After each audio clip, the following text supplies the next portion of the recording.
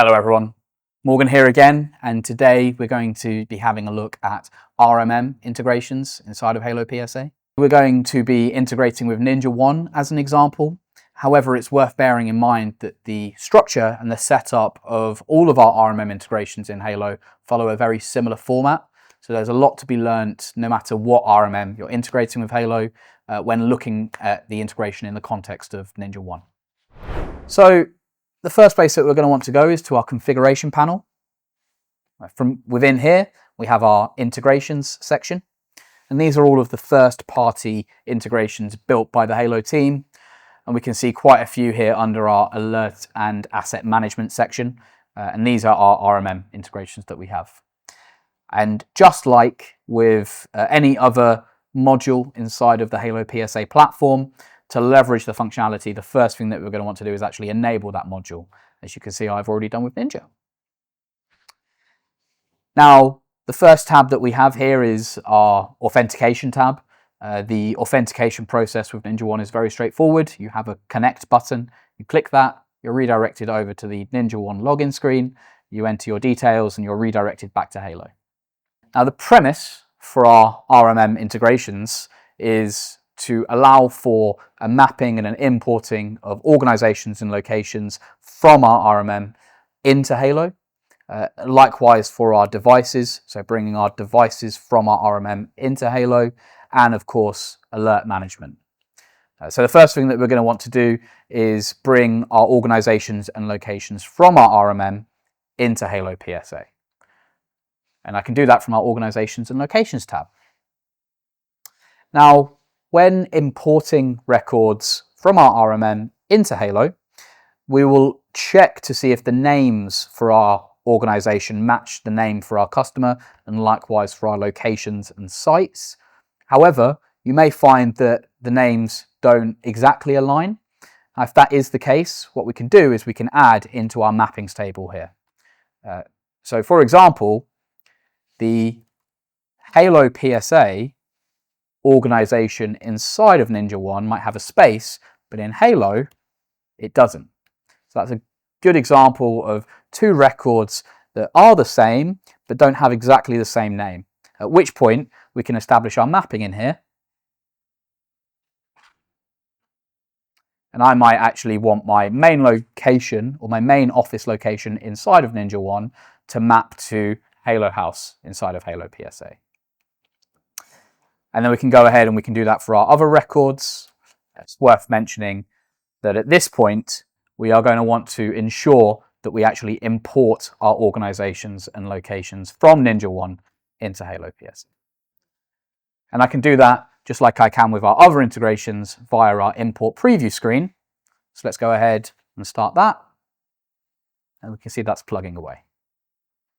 Now, it's important to note that you should import your organizations and locations from your RMM before importing your assets.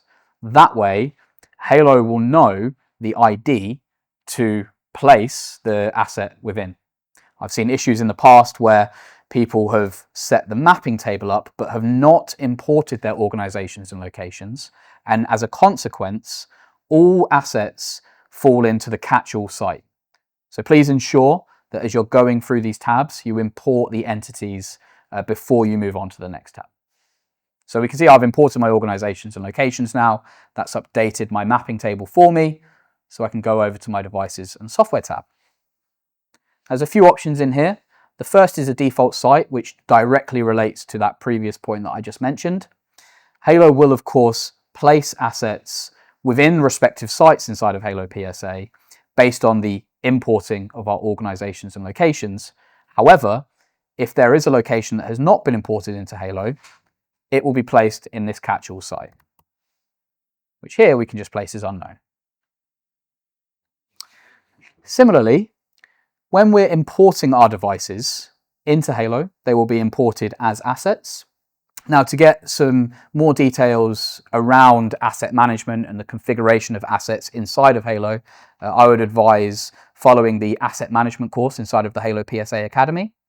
Part of that course mentions the structure of assets in Halo.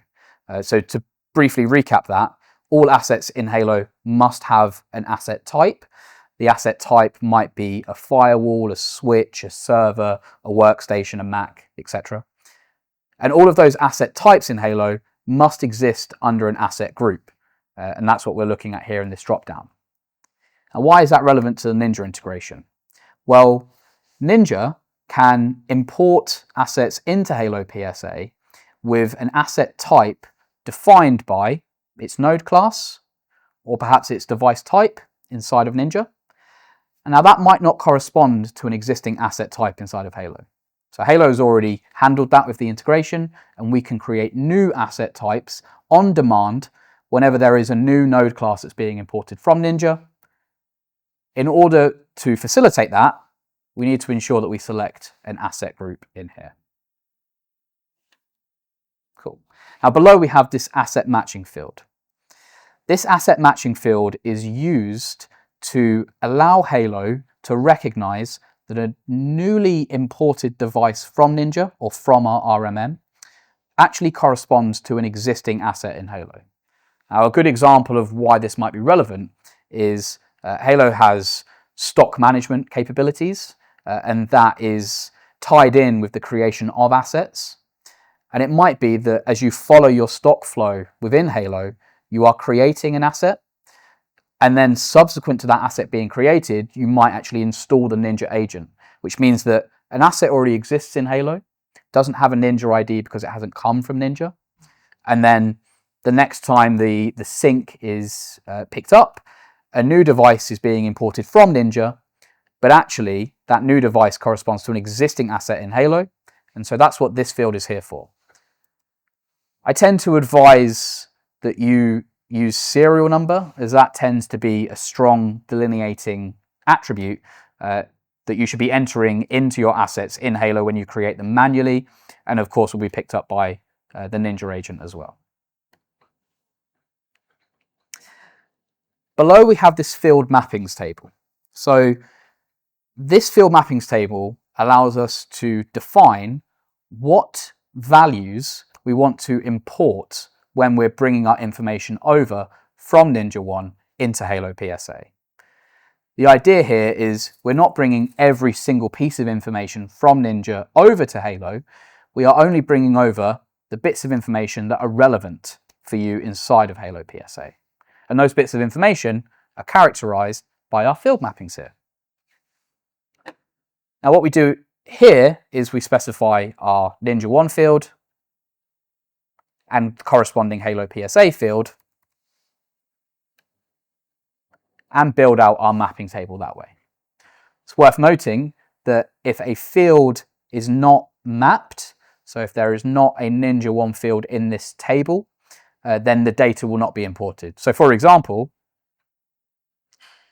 we've set our asset matching field up here as serial number. Well, in order for this field to be used and for it to be meaningful, we would want to ensure that the NinjaOne serial number field is mapped to the HaloPSA serial number field. Now, we can do that for system fields. We can map to system asset fields inside of Halo. We can map to custom asset fields inside of Halo. We can map system Ninja fields, and we can also map custom Ninja fields. Now, if I select Ninja custom field here, all I need to do is specify the field name, and that data will be imported into HaloPSA.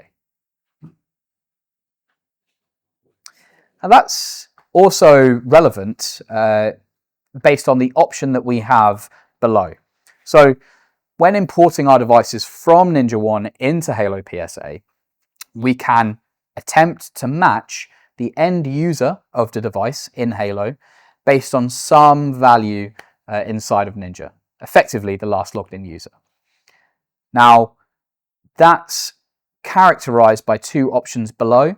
The first option being the custom field that we're actually looking at when importing information from Ninja. So again, if we're specifying a custom field in here, we're going to want to make sure that that same custom field is mapped in our mapping table above. And then when that information is brought into Halo, we are going to look up all of our users inside of HaloPSA and look for the field that we select in this dropdown. And if the values are the same, we will set the end user of that device to the end user that we find during the import process. And then finally below we have some miscellaneous details here, namely our URL to navigate to when opening devices in Ninja from Halo. The next tab that we have is our alerting tab. Now there's a couple of key bits of information here. Firstly, we have our ticket type. So when alerts are triggered inside of NinjaOne, we will be creating a ticket in Halo. The type of ticket that we create is characterized by this ticket type drop down here. And then we have our default end user here. Now, if the device is linked to the user, then that user will be the end user of the ticket. If not, we will find the general user for the site where the device is located in Halo. So for example, if we go back to our devices and software and I actually import, and let's just import my laptop. What we'll find now is if I hop over to the assets section of Halo,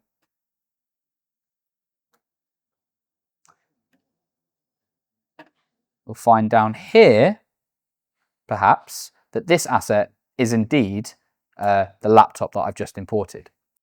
What we have here is actually a prime example of a couple of gotchas when it comes to RMM integrations in general inside of HaloPSA. The first is, how do I easily identify what device is what asset in Halo? As we can see here, first and foremost on the screen, we have Windows Workstation followed by some seemingly random number. We can actually see that if we scroll down here, it is the serial number.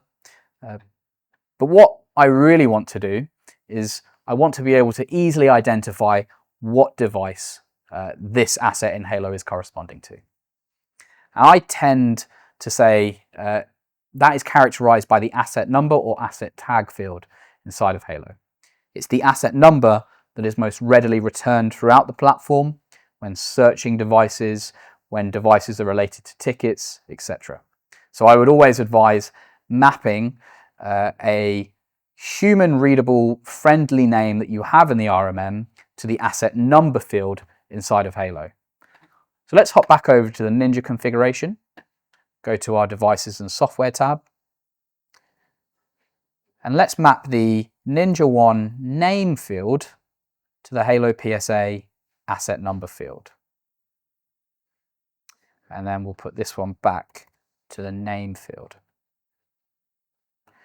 So now, if I click import devices and software, we can see we have this name. I'll select this. Let's go ahead and import that device. So now, when I head back over to my assets section, and we search here, we can see Morgan's laptop and the asset number is populated with that friendly name that I have. Also, something that you may want to consider is heading to Configuration, Asset Management, General Settings, and ensuring that this top option is disabled. When this is enabled, you may find some errors if you have two devices that have got the same name, which is not too uncommon. You might have multiple server 01s, and if this checkbox is checked, then you might have issues importing, so just ensure that checkbox is not checked for the purpose of integrating with your RMM. Now, the second consideration point is around ensuring that the data that you have mapped actually corresponds to fields that you have on your asset. Again, I would advise checking out the asset management section of the HaloPSA Academy to get more details. You'll see in the asset management course, we talk about different asset types and the fields against different asset types. Now, as a quick recap, that's characterized in the asset management section of configuration. Under asset types, and we have our different asset types in here. And then we have this field list tab. Now, if you're mapping data between your RMM and HaloPSA, but the fields are not on your asset types, the data will not be presented and it may not be stored either. So as part of the setup of your RMM, think about what information you want to pull into Halo and then ensure that the corresponding HaloPSA asset fields are added to your asset types. As a side point, you can very easily add an asset field to all asset types by going to Configuration, Asset Management, Asset Fields, finding your field, and there's an Add to All Asset Types option up here. Cool. We've now connected NinjaOne. We've mapped and imported our organizations and locations. We've mapped and imported our asset fields and our assets into HaloPSA. The next thing that we'll want to do is take a look at our alerting. Now, as mentioned, we need to ensure that we select our ticket type to create in HaloPSA when alerts are triggered inside of our RMM. And we may want to ensure that we specify our end user when not recognizing who the alert in question is for. And when it comes to alerting, in particular in NinjaOne, but more generally speaking for many of our RMM integrations, we have the ability to either digest alerts via the Halo integrator, which is the small application which is used to import data from our integrations on a regular basis, or we can enable alert processing via webhooks here. Now, of course, I would always advise using the webhook method, as that is going to mean that as soon as a policy is matched in NinjaOne or in your RMM, an alert will be created inside of HaloPSA. Now, when it comes to NinjaOne, what we would want to do is we'd want to head into Ninja and we would want to create a notification channel where our notification channel is of type webhook. We pop our webhook URL in, which is our Halo URL followed by /API/notify/ninja/alerts. And what that will mean is as soon as a condition that is linked to that notification in Ninja is triggered, a ticket will be created in Halo. And again, we also have our inbound requests tab here, allowing us to check in on all of those inbound requests. Now we can see in this case that an alert has been triggered and then has been reset, and we've got both of those events coming into Halo from Ninja. And what that means is we have our alert coming in and also closing automatically inside of HaloPSA. Now, when it comes to the alerts or the tickets that are created in Halo from our RMM, a couple of key bits of information that we would expect to see. Of course, the condition in question that has triggered the alert or created the ticket inside of Halo. The device that the alert has been triggered from will be automatically linked to the ticket in Halo, as we can see here. And we have our end user being the general user for the site where the device is located. Now again, if we were linking end users to assets in Halo based on that last logged in user attribute that we saw earlier, we would expect the end user here to be that user, in this case, me. Now, in this case, we can see the alert has been closed by Ninja, and so we've got this update from Ninja saying The alert's been resolved. You don't have to do anything about it. But we've also got this one that's come in. So this one is me resetting the alert. And again, similar information, same device, same end user. And what I'll do here is I'll actually close the ticket on Halo's side. So no action required.